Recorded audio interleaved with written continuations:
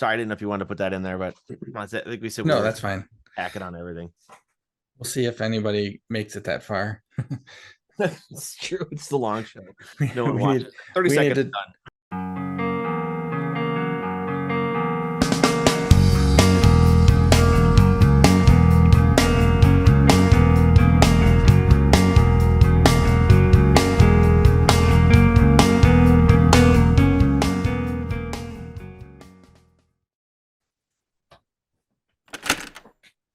Hey there, everybody. Welcome to I'm sorry. You were getting situated. We'll start over again. Are we ready? sure. Quiet on the set. Quiet on the set. It's just us. I don't know why we should do that. All right. Hey, everybody. Welcome to another edition of Dude. Check This Out. Just like our regular show or short version. I don't know what we're going to call it. But in this episode, we're going to play a little game. We're going to play something quite like The Price is Right. I've got 3 items that I'm going to show Dave, and he's going to guess the retail price without going over. No, it's not the retail price, but the resale price. Like, what's it going for on the market right now, without going over? Why? Because Right. I think what our viewers are going to see is like a holy shit moment. But anyways, are you ready, Dave? I guess so. This is yeah, sure. Dave, what do you think the price of this item is? This guitar pedal. I know it's a Klon. Um I I don't know. So there's a lot of knockoffs. I'm assuming it's not a knockoff. It's an original Klon, right? Yeah, I'll give you that much. Yes, it's an Okay, original yeah. con. I remember seeing some videos a couple years ago. I can't remember which YouTuber it was, but he bought one, and I think he paid $5,000 for it. Okay. So that was a couple years ago. Prices have gone up. I'll say it's probably about that. About 5 grand. Yeah. Final bid. Final bid. Okay. The price is wrong, bitch. It's currently going for $8,400 on Reverb. Wow. Is that not crazy? That's one guitar pedal for one guitar sound. Yeah, that's yeah. I think a lot of this might have to do with the fact like certain artists have made them famous, and there was a limited run of these. Like I think when they were brand new, they were in the $250 range back. I want to say 90s is when they first came out, but and there was such a limited run of these that's why the price just keeps going up. They're not making any new ones like this, but yeah, that was the first one of the prices wrong. I don't know. I mean, I guess limited availability, supply and demand, it's a thing, but um maybe I'm guessing after seeing some of those YouTube videos of people reviewing them and talking about them, that made it. Because to be honest, I had no idea what a clown was until I saw. I can't remember if it wasn't Daryl Braun. Um, Music is Win, maybe YouTube channel. Yeah, that's the guy that did he's the one that actually Okay, had the money to buy it. Yeah. yeah. Until I saw that video, I had no idea what a clown was.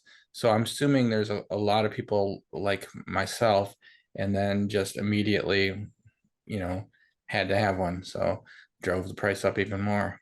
Yeah. I think it was you told me about that video, and then I also Andertons did like a does it sound like a clon?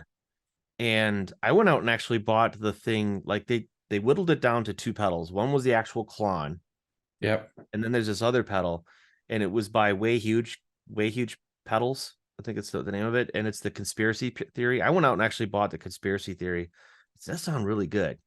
Hmm. I can't say it sounds like a clon, but I mean, it was really good. Second place. Actually, it won. They thought it was the guy that made the final decision. He thought that was the clon, but it was actually with the Way Huge Conspiracy Theory pedal. Probably was Danish Pete. He usually does the blind tests for Andertons. Yeah, I Yeah, think I remember seeing that one too. They had a bunch of them and kept going back and forth. And you couldn't uh, believe it. at Yeah, least he narrowed it down between a real one and between that was in there, but yeah. Yeah. All right, you ready for your second one? We got 2 more to go. You ready for your second item? That's your Okay. Yeah. yeah. Okay, here we go. Dave, I don't even know what that is. this is a Dumble amplifier.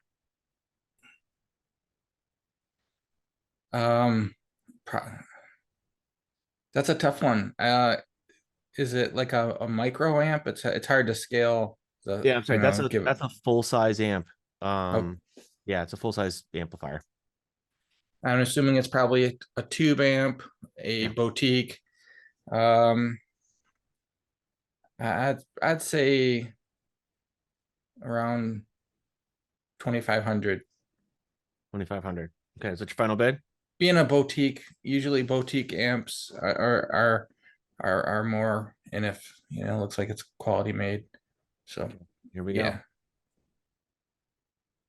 $474,900. What is that? Was that a one of one? It's pretty damn close, Dave. So this guy who makes these amps used to service Fenders a long time ago and decided to make his own amps. It's the same story for a lot of folks. They're like, I know enough now and I like the sound I want. I'm gonna go build my own. And this guy, Alexander Dumble, created this amp, and he no longer is with us. So he passed away, I think, in 2022. And so all we have left are these amps. And I think he did goop these too for a while, like the Klons. But yeah, so you can't find. And John, you were on a wait list to get one of these, to have one made for you. John Mayer used them. Seems to be a common theme here with the Dumble and the Klon. John Mayer seems to be associated with them as well. There's another one that's out there on Reverb right now for about 200 grand, but I think this is like a more pristine version of it. And yeah, they're one of the most sought after amps on the market right now. But yep, $500,000. I mean, who's gonna buy one of those? I mean, obviously not your average or above average consumer. That's like big time studios, or professional, like not even just a regular, your average professional musician. We're talking like guys who have $1 million a year income or more, I'd say. Yeah, I think like a session musician might want that as well. But you're right. Like a big studio is going to be like, we need to have a Dumble amp in our repertoire of amps when we bring session in. What I think is also funny about this particular one, Dave, is who in the hell is going to spend $500,000 and then do $500 shipping? I'm flying a helicopter to go get that amp. Right. So, all right, we got one more. Are you ready for the final one, Dave? I mean, it's a theme here, right? We got a pedal, we got an amp. What do you think All we right, got? we got a guitar coming up. We got to get a guitar. Okay, you ready for this one?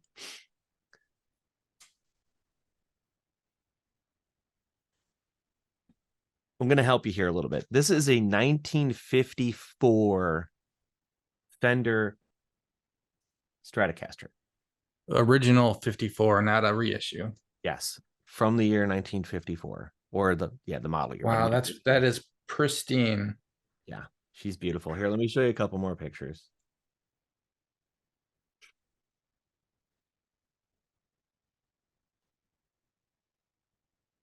Yeah, 1954.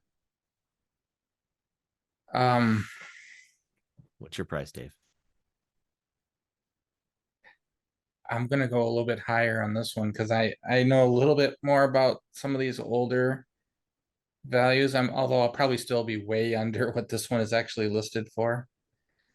I would guess that's somewhere in the 60 to $70,000 range. 70. All right. Well, I'll give you a range on this one. You can do a range, right? Okay. Okay. You ready here? Here we go. Wow. $250,000 for this guitar.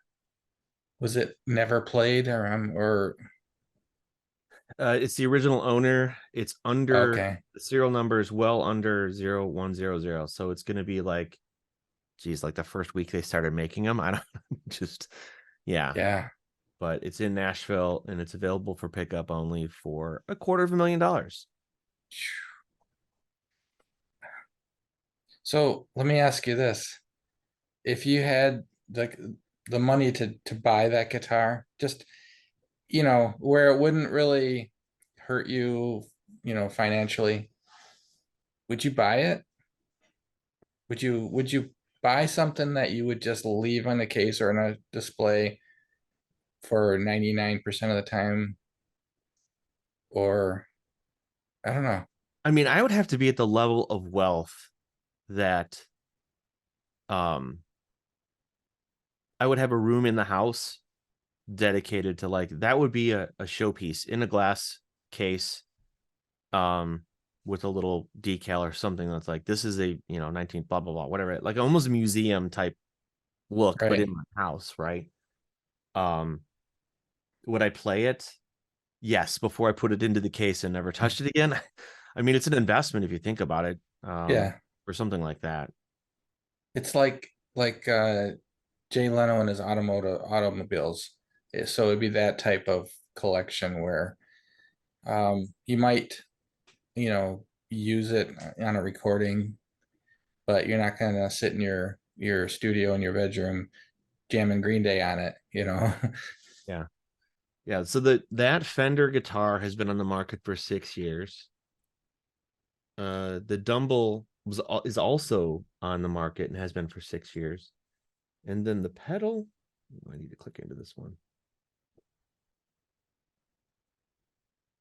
18 days ago. The pedals seem to be going very quickly, which, to your point about, like, you saw it a couple years ago at $5,000, I just feel like it's like cryptocurrency. Like, when is the bottom going to drop out on this? And this pedal is going to be worth $100 in 6 years, like the hype engine will stop. Right. Um, or maybe it won't, who knows? Like, but I could not spend, like, what is that, almost $1 million in, or $750,000 for an amp and for a guitar for a sound. Am I going for a sound? Like, I don't, yeah, to your question earlier, Dave, I don't know if I would, even if I had the means, if I would get it just for the sound. It would be a collectible item. It would be an investment piece at that point.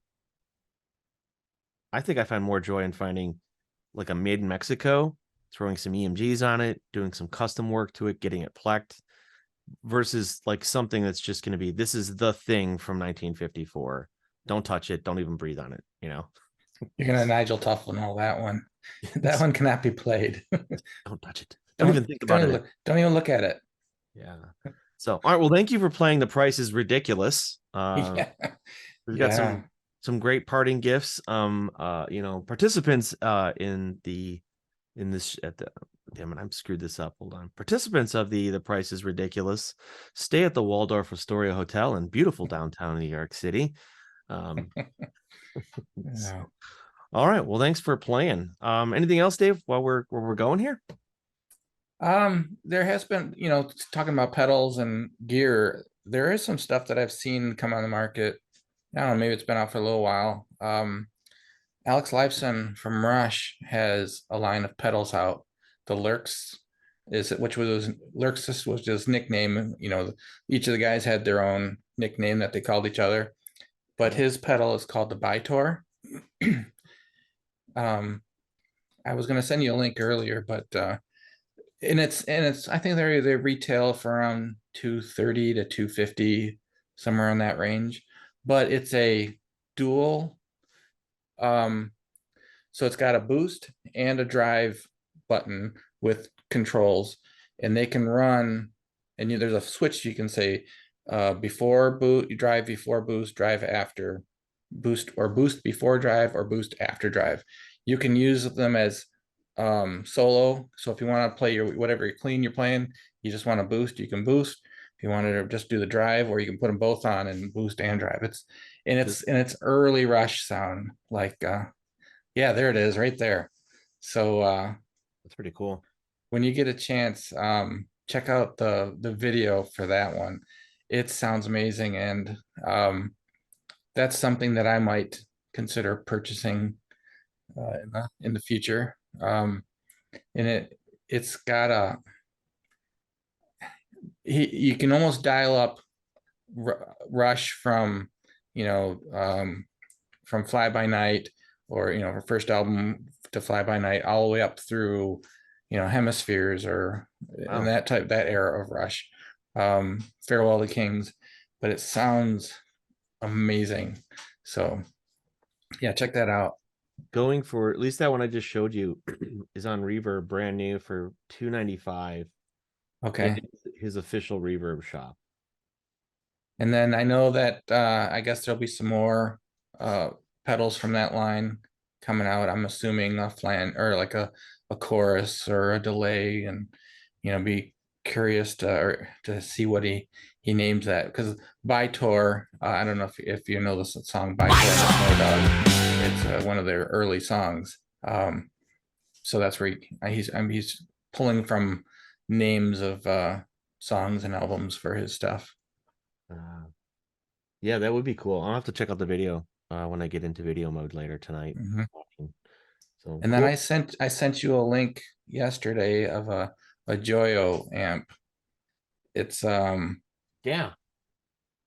it looks, I don't know if you watched the review on it, but I for did. under, I think it was like under $200, it comes with a foot switch to go between the two channels. So it's looks pretty promising. Yep. This is while we're talking about it, we'll show all of our listeners. This is the amp that Dave is talking about here. They Yeah, sell the different ones. Bantam XL. Yeah, this is the XL, and Tweed was the one you sent me the link to that he was reviewing. There's a bunch of different kinds for different sounds. Okay, this is the one that the one that the video I watched, so I might have clicked and sent you a different one, but yeah, this was the one Tweedy. that Tweety, Yeah. that sounded pretty amazing for under $200. It kind of like the 20 amp platform. It reminds me a little bit of let me stop sharing here. It- It reminds me of the like the orange one I've got, the little Yeah, it's got the little micro pad. 12AX7s inside it for the drive channel. Yeah. Yeah. No, they're insanely loud for a 20 amp. So Hmm. and for 189 bucks retail, 190 bucks retail plus shipping, that's not bad. And it looks like it would fit in one of the cubicles for amplifiers, which I've got room for. Yeah, well, as soon as I saw that, the first thing I thought of was your little amp collection. Wall of So amps. So I got my eye on a Black Star one right now that I might get. It'll fit in. It's gonna be tight, kind of like the Decade, but we'll see. All right. Anything else we should cover today? yeah, well, it's on a more somber note. I don't know how familiar you are with the Pogues or Shane MacGowan. Um, I started getting into them long after they had their heyday. Probably, I probably got into them about 10, 12 years ago. Mhm. But yeah, Shane MacGowan recently passed away, end of November. He was the primary um, he was the singer and the primary lyricist for the Celtic punk band, the Pogues.